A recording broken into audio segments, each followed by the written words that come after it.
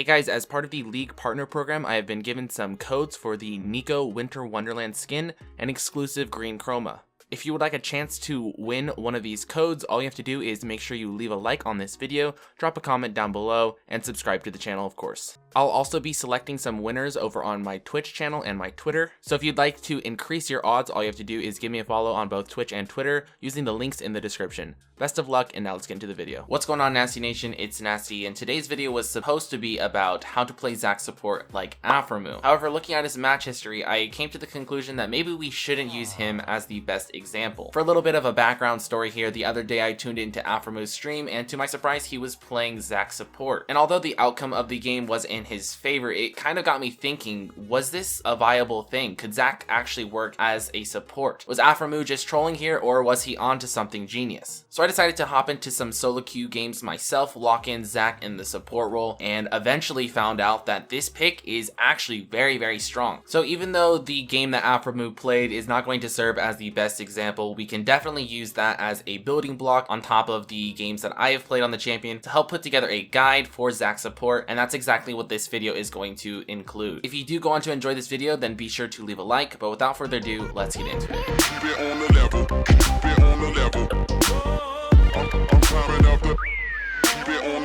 So I figured the best way to kind of introduce Zac to the support role is just to give a little bit of an explanation as to why Zac works as a support. So for those of you guys who may not be familiar with this, or those of you guys who may have just forgotten, about a year and a half ago to 2 years ago, I'm not sure of the exact timeline, but around that time there was a Zac rework. And I won't explain the full rework because there was a lot that went on there, but just to put it very simply, the rework made it so that Zac did a lot more damage, and he also had a lot more CC in his kit. Shortly after the rework, Zac went from having one of the lowest jungle win rates in the game to having the top win rate in the game by quite a large margin. So of course, Riot had to do something about this, and they immediately hotfixed the champion, nerfing quite a bit of his damage. And unfortunately, in the long run, these nerfs would eventually bring him back down to one of the lower win rate junglers in the game. However, keep in mind that when they did nerf him, as I said, they only nerfed his damage, which made it so that his ganks were less effective because he wasn't able to get kills as often, and his jungle clear was overall much slower. But the crowd control aspect, the extra crowd control that they added into Zac's kit after the rework,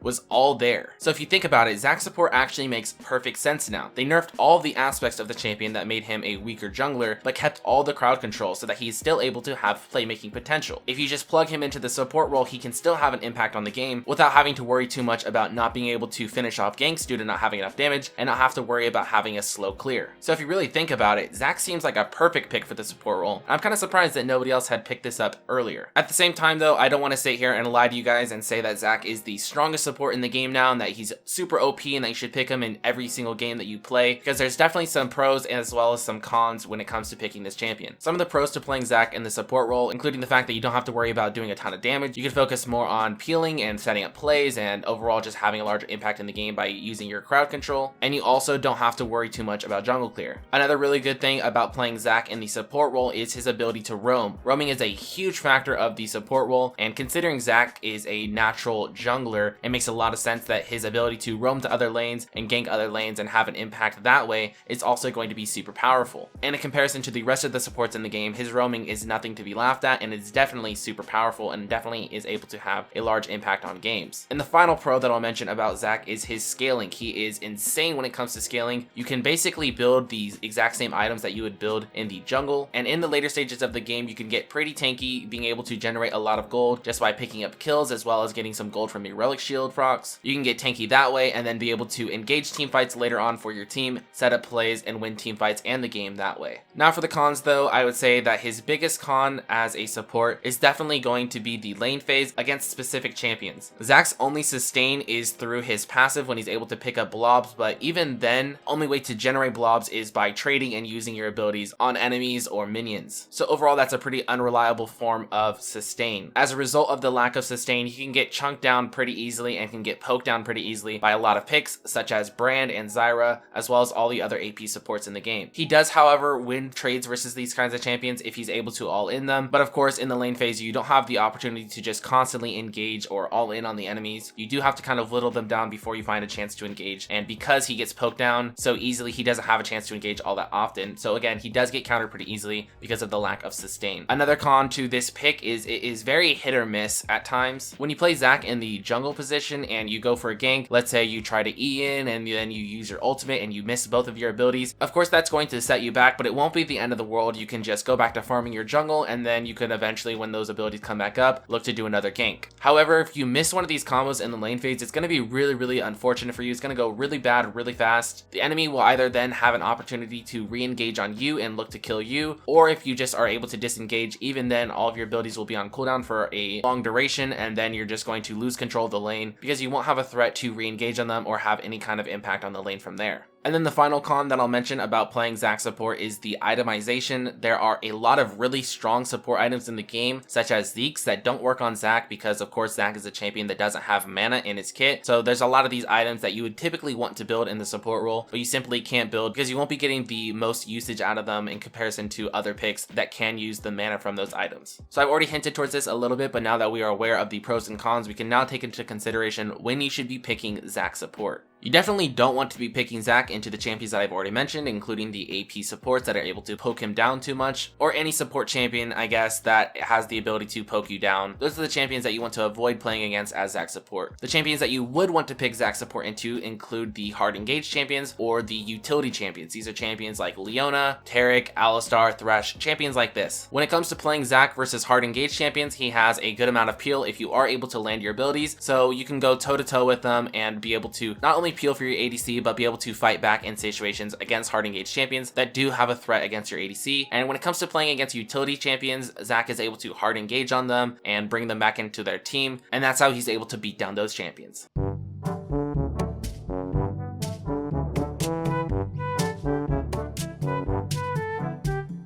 When it comes to the skill order on Zac, it is going to differ a little bit from the jungle role. Typically, when you play Zac in the jungle, you max E first, W second, and Q last with a point in your ultimate whenever possible. However, when you play Zac Support, your max order is still going to be E first, but then Q second and W third, again with a point in your ultimate whenever possible. You don't need to be putting too many points in W, just because your W is going to be your main form of damage and sustain when you're playing him in the jungle. Of course, this time around, you won't be playing him in the jungle, so your W isn't going to be all that useful, and instead, you want to be maxing your Q second, because putting points in your Q does lower the cooldown duration, and by having that on a lower cooldown, you're able to peel more and make plays more often, which is really your entire goal when playing Zac in the support role. Up next, I want to talk about the build path. A pretty standard build path for Zac Support typically starts with a relic shield. You're going to upgrade that all the way. Then you're going to follow that up with boots. That is either going to be Merc Treads or Ninja Tabby. You're going to be going Ninja Tabby versus comps that have either a lot of auto attacking or a lot of AD damage, and you're going to be going Merc Treads versus team comps that either have a lot of AP damage or team comps that have a lot of CC on their side. Following that, you almost always want to be going Knight's Vow. CDR is a very valuable statistic on Zac, and Knight's Vow is not only going to give some extra tankiness, but it's also going to give 10% CDR. Following that, we are going to be getting another item that involves CDR that is either going to be Warmogs or Spirit Visage, depending on the enemy's team comp. If you need some magic resist, go for Spirit Visage. If you don't need magic resist right away, then you can definitely go for a Warmogs, and that is going to help you sustain a little bit more whenever you are disengaging from a team fight. Following one of those options, you are going to be getting Locket, and then eventually finish the item that you didn't get earlier. So if you had gone Spirit Visage earlier, then after Locket you are going to be going Warmogs, and vice versa. If you got Warmogs earlier after Locket, then you'll be going Spirit Visage. So I think by now we've covered all these small details that kind of explain why this pick works and how this pick works. So now let's set our focus on what you're supposed to be actually doing during the game. Starting with the lane phase, start the game off with a point in Q at level 1. At level 2, put a point in your E. At level 3, put another point in your E. And then finally at level 4, then you're going to be taking W. And then from there on, you're going to follow with the standard skill order that I mentioned earlier. The way you want to play the lane phase is going to vary depending on the matchup that you're up against. If you're up against one of the champions that I mentioned earlier that do counter you, then mainly you're just going to be looking to generate some gold with your relic shield and then waiting for ganks to do anything too aggressive. And in the meantime, just sitting back, farming with your ADC and just playing patiently more than anything. In any other situation though, feel free to play aggressive. When looking to play aggressively in the lane phase, you can look to make plays using one of two combos. The standard combo, which you usually see from the Zac jungle, is when you initiate fights using your E, then you will be spamming your W whenever possible, as well as using your Q to slap two targets together and CC them up. That initiation is most popular when trying to initiate fights from the Fog of War or from the bushes, which is definitely an option using the two bushes in the bot lane. The other way that you can look to initiate fights is by starting to engage the fight with your Q. You can hopefully land a Q on the enemy and then use the second half of the Q to auto attack a minion, and then from there use your E to engage after they have already been CC'd from your Q. Also, during the lane phase / the early game, you do want to put a large emphasis on roaming, as I've already talked a little bit about. Make sure you're not just blatantly leaving your ADC behind to get dove or to sit alone in the bot lane while you go roam, but do find the right opportunities to roam. And when you roam, you're going to be doing the standard approach that you would see from Zac in the jungle, which is again jumping in from the Fog of War with your E, then slapping the target together with your Q. Again, his roaming is very powerful and very effective, but just make sure that you're doing it at the right time and not forcing it too much. Now moving on into the mid to late game, your main priority is going to be engaging and looking for team fights. Try to coordinate with your team to the point that you guys are all grouping up and trying to siege down towers. Make sure you're buying a lot of control wards, that way you can make sure that when you are jumping in to initiate team fights, that the enemy does not have vision on you, because if they are able to spot you out and they are able to deny your engage, then you're going to be having a lot of trouble initiating fights. So again, try to coordinate with your team, group up, try to team fight, get into the Fog of War, make sure the enemy doesn't have vision of you, jump in with your E, use your ulti to bring them back into your team. After that, use your Q as many times as you can, use your W as many times as you can, CC them, try to peel after engaging, and that is going to be the most effective way of playing Zac Support in the mid to late game. Alright, ladies and gentlemen, well, that is going to wrap up the end of this miniature Zac Support guide. I know we didn't base it too much off of Aphromoo in the long run, and rather he was kind of just the inspiration to look into Zac Support and the inspiration that I had to play Zac Support and learn more about this champion. Nevertheless though, I hope you did enjoy this video. I hope you were able to find it helpful. If you were, then be sure to leave a like on the video. It does help quite a bit. Also, leave me a comment down below if you did enjoy this video. That way I can get some feedback from you guys, as well as subscribe to the channel to help the channel grow. Also, be sure to give me a follow over on Twitch and Twitter on your way out, as well as join my Discord. Links to all of them will be down in the description. Anyways, I would like to thank each and every one of you guys who did stay to the end of the video. I appreciate it very much, guys, and I'll see you guys in my next video. Peace.